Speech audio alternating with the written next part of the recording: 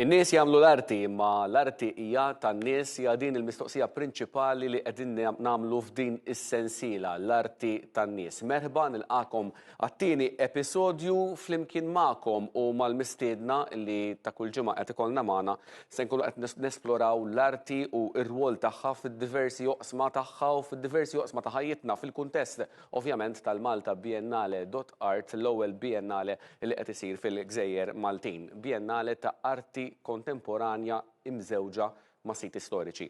Fl-episodju tal-lum se nitkellmu dwar l-arti u l-benesseri psikoloġiku tagħna. Fil-fatt it-tema tal-programm tal-lum l-arti bħala riflessjoni tal-benesseri mentali. L-arti kontemporanja tirrifletti dak li hija s-soċjetà tagħna jew tħares ukoll il-qudiem. L-arti tista' tkun terapija fiha nnifisha x'inhuma dawk l-elementi li affettwaw is-saħħa mentali tagħna u kif nistgħu nindirizzawhom b'mod kreattiv.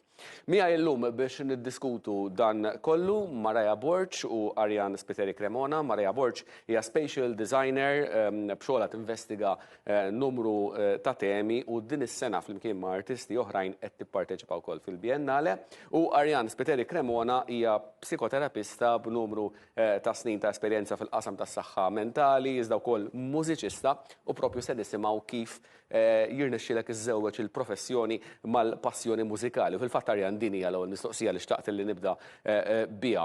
Inti psikoterapista u titħarreġ fit-terapija mużikali huwa kunċett pjuttost ġdid. Tista' tispjegalna daqsxejn kif taqgħadhom flimkien? Iva mela, l-ewwel grazzi tal-istedina. Bażikament jiena psikoterapista, naħdem ma' kull tip ta' temi u nħobb nuża l-kreattività ħafna fix-xogħol tiegħi. U fl-istess ħin bħala mużiċista jiena drummer u percussionist, dejjem xtaqt li b'xi mod nikkombina l-psikoterapija mal-mużika. U fil-fatt sibt li hemm mużika terapija mużikali li hija waħda mit-terapiji kreattivi. U għaw Malta vera forsi pjuttost ġdid bħal Malta. Għaw it-terapija kreattivi konsistu f'erba' aspetti, hemm it-terapija mużikali, terapija ta' drama, tal-isfin u tal-arti. Fejn tidħol l-arti kollha kemm hi bażikament. Kull tip ta' arti, eżatt.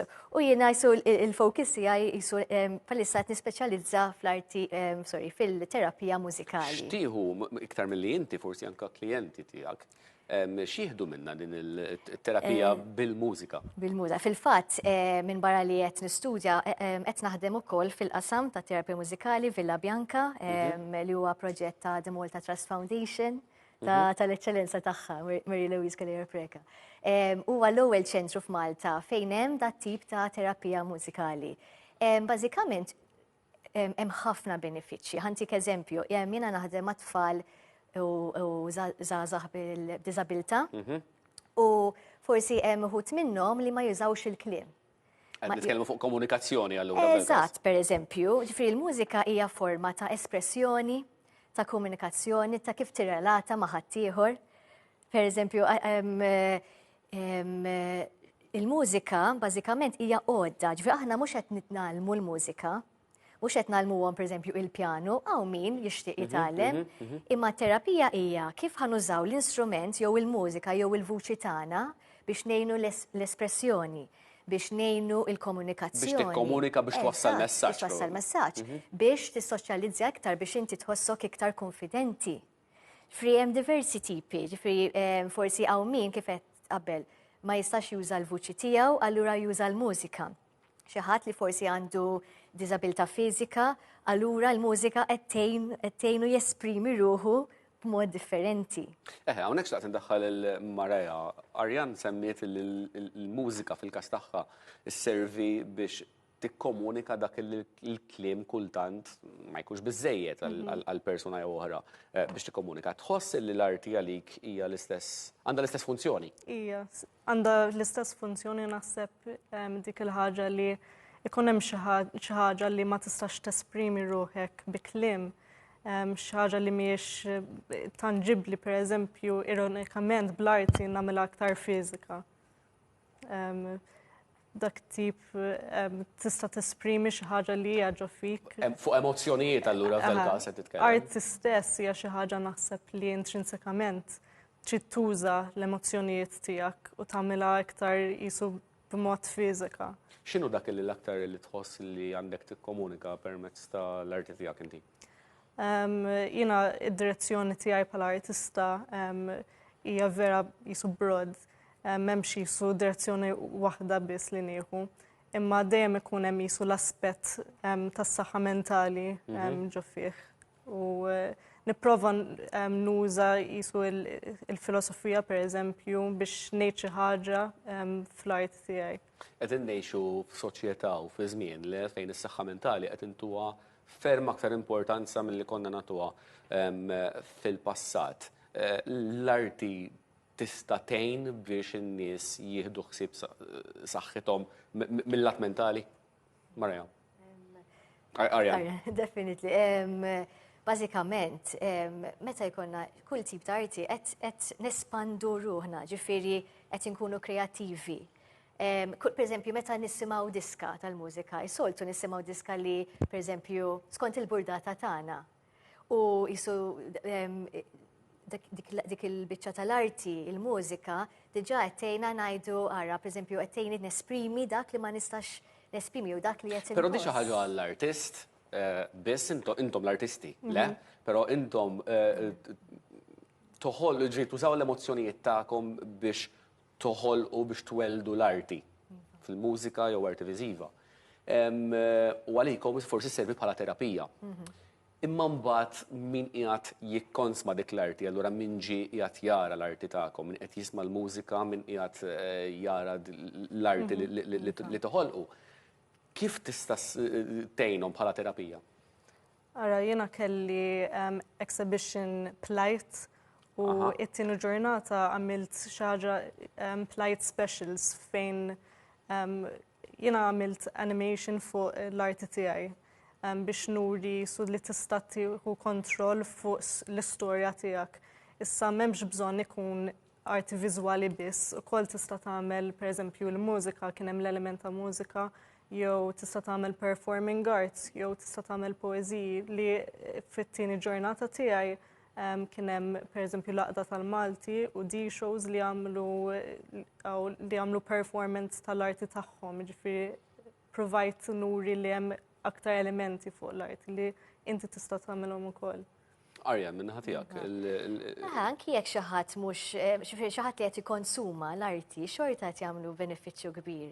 Ġifieri l-fatt li inti qed tara xi ħaġa u qed taħseb, qed timmaġina qed għajmu ċertu emozzjonijiet ġo fik, ġifieri m'hemmx għalfejn tkun artist inti stess. U naħseb kulħadd huwa artist. U intom l-artisti, intom ovvjament għandkom tħossu l-emozzjoni u tesprimuha fl-arti tagħkom.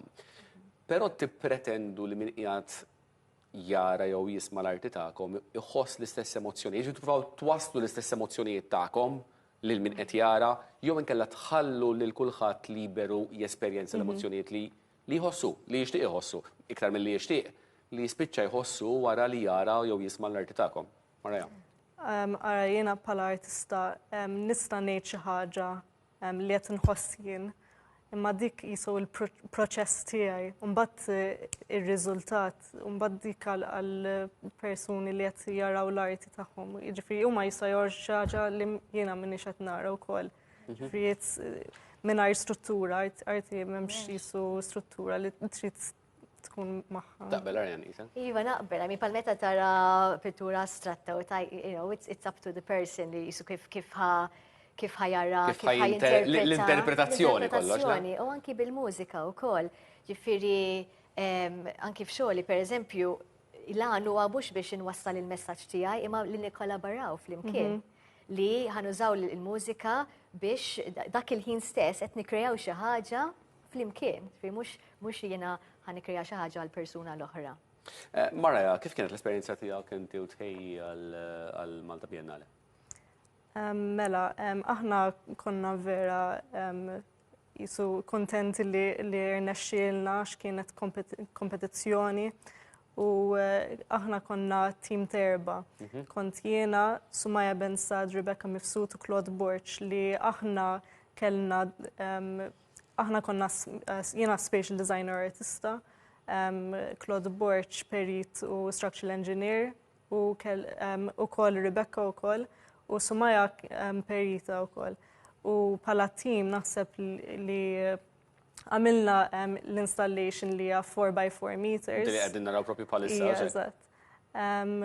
U naħseb peress li Sumaya u Claude huma kienu għat jgħinuni iktar fuq l-element strutturali u jiena per eżempju Sumaya iktar konna qed ngħidu kif ħanamlu din l-installation namlu aktar fuq l-arti u forsi anka fil-filosofija. Per eżempju f'dal każ partikolari, il-messaġġ li qed tippruvaw twasslu x'inhu?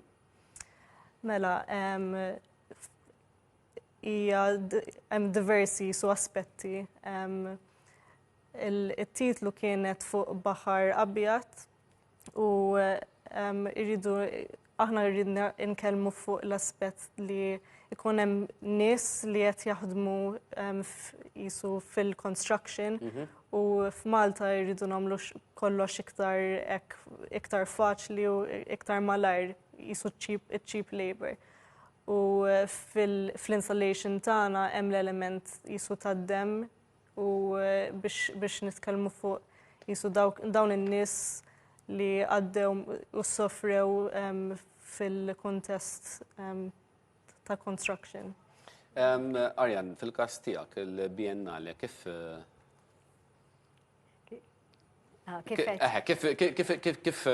qed tesprimi ruħek u kif ħejjejt ruħek għalih? Basikament, biħsibu wkoll imur nara minix parti mill-Biennale. Imma il-fatt li għandna Biennale f'Malta. Dik xi ħaġa kbira. Dan il-punt li ridet toħroġ. Dik xi ħaġa kbira għax l-ewwel nett qed nuru li l-arti hija importanti. U naħseb dawn l-aħħar snin iktar kien hemm fokus ukoll fuq il-kultura, fuq l-arti, fuq l-aċċess għall-arti. U naħseb diki il-fatt li qiegħda hawnhekk importanti ħafna wkoll li n-nies jużaw l-opportunità, jieħdu l-opportunità li ħajkunu esposti għal dawn. Għalfejn tħoss li t-tfal pereżempju għandhom jattendu għal fuħet mill-padiljuni tal-Biennale? Mela, l-ewwel net it-tfal jistgħu jassorbu ħafna wkoll. U meta tkun żgħir, dak huwa l-aħjar jisu metodu kif inti tkun espost għal kreattività, l-immaġinazzjoni. Ma jekk inti qatt ma tara xejn, mela mhux qed tuża moħħok, mhux qed tuża l-parti kreattiv ta' moħħok. Il-fatt li forsi qed jaraw qed imorru kunċert, esibizzjoni. Qed jipparteċipaw fil-workshops. Eżatt, qed jipparteċipaw huma stess, għandhom dak l-aċċess diġà tħossu x'inhi l-arti. U nemmen ħafna li kulħadd għandu dritt li jkollu l-opportunità u l-aċċess għall-art, għax forsi mhux kulħadd għandu l-aċċess. L-art hija dritt? Marja. Nasab kif qalet Arjan fuq l-element ta' tal-opportunità, naħseb jiena bħala artista nara kemm hija xi ħaġa diffiċli biex ikollok dik l-opportunità u jekk taħdem ma' tim ta' nies tista' taċċessa aktar nies u forsi jkun hemm iktar l-arti fid-dinja tagħna. Qed tenfasizza ħafna din qed ittieha importanza kbira l-fatt li inti tikkollabora ma' ħadd ieħor. Mhux l-ewwel darba li kkollaborajtu hekk fil. Aha, le mhux l-ewwel darba. Naħdem ħafna ma' nies u pereżempju kelli opportunità li kont ittimjata ma' xi ħadd li kellu psychosis u ma kellux jisu dik il-ħaġa biex jagħmel l-esperjenza tiegħu xi ħaġa fiżika u konna qed nitkellmu flimkien u l-istorja tiegħu ipprovajt nagħmilha nagħmel l-arti jisu bih. X'benefiċċji tara meta tikkollabora ma' artisti oħrajn? Għalik personali? Aha, nitgħallem żgur ħafna minnhom ukoll anke l-element artistiku tagħhom kif huma jaraw l-arti jgħinni ħafna. U meta jiena pereżempju nista' nkun tajba f'din il-ħaġa huma tajbin f'ħaġa. Titgħallmu minn xulxin prattikament allura. U anke biex jekk jiena jkolli opportunità jekk nagħtihom biċċa minn l-opportunità tiegħi naħseb hekk tagħtihom iktar kuraġġ biex jagħmlu l-arti wkoll tagħhom. Arjan, inti kif tara l-kollaborazzjoni? X'irwol għandha l-kollaborazzjoni fil-prattika tiegħek speċjalment ma' tfal? Eżatt, u fl-aspett ta' terapija wkoll il-kollaborazzjoni hija l-fatt li qed nikkreaw xi ħaġa flimkien. Pereżempju anki issa aħna qed nitkellmu flimkien. U diġà qed nibnu xi ħaġa, hemm relazzjoni. U fit-terapija wkoll diki, ġifieri isu terapista qatt miha ħatati xi ħaġa iktar mit-tifel jew tifla, qed nikkolaboraw, qed nibnu relazzjoni, qed meta nħarsu lejn xulxin. U tiskanta mbagħad ġimgħa wara ġimgħa meta tibda tagħmel hekk, tibni ħafna fiduċja, tibni anke il-persuna tibda tħossha jiena nista' nagħmel, speċjalment għal tfal forsi b'diżabilità li is-soċjetà tgħidilhom ma tistax tagħmel hekk, u ma tiħossu li nista' nagħmel hekk. Xi ħadd qed jarani, xi ħadd qed jara l-kapaċitajiet tiegħi.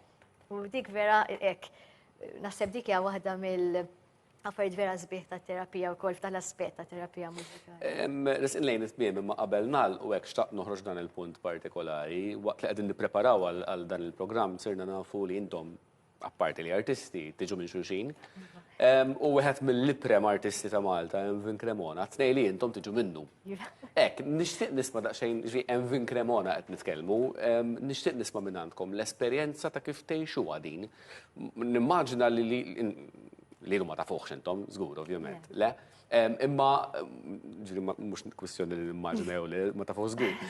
Imma ġiri kif tgħixuha din il-rubija, l-parentela ma' dan l-artist? Le, firġi dejjem kbir, ta' minn ovvjament konna nafda id-għan iġi hu n-nanna tijaj, ġifiri jisu dejjem kbirna bil-pitturi tijaw, messiru kollu artist, allura dejjem kellna l-arti fil-dar, ġifiri l-fat nasib l-enitni li dejjem kont esposta għal kull tip ta' arti.